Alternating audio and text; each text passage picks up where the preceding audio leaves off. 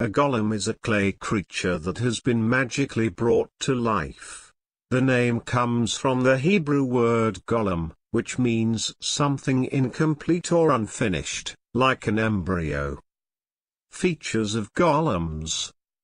The animation of a golem often involved the use of one of the secret names of God, which were written on a slip of paper and attached to its forehead or arm, or on a clay tablet under the tongue, which could be removed to deactivate the golem.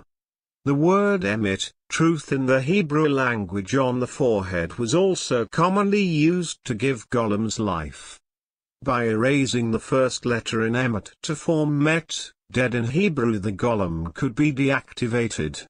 In many tales, the golem is said to continue to grow until it dwarfs all members of the household and must be deactivated.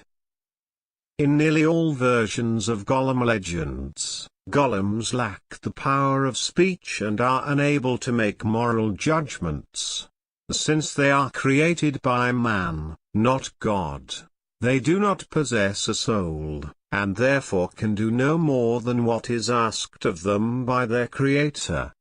In almost all Kabbalistic descriptions of golems, they are incapable of disobeying the one who created them.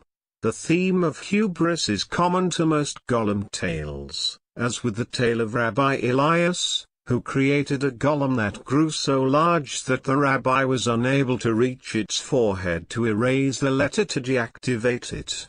The rabbi then commanded the golem to remove his boots, thinking that he would then be able to erase the letter, which worked exactly as planned. Unfortunately, once the golem was deactivated, it returned to clay, which fell upon the poor rabbi, crushing him. The most famous version of the legend is set in late 16th century Prague. The High Rabbi Lo, a man learned in Kabbalistic law, forms a man-like creature out of clay and then bring it to life by inserting a Shem capsule with a written magic formula into its mouth. He also writes the German word for truth, and Morth, on its forehead. The golem, which is given the name Joseph, does the work around the Jewish quarter of Prague, sweeping the streets, carrying water, splitting wood, etc. The golem was tireless and uncomplaining, it needed neither food nor drink. It was exceedingly strong and fearless and defended the Jewish quarter from attacks. The only care required of the golem was that it must not be alive on the Sabbath Saturday.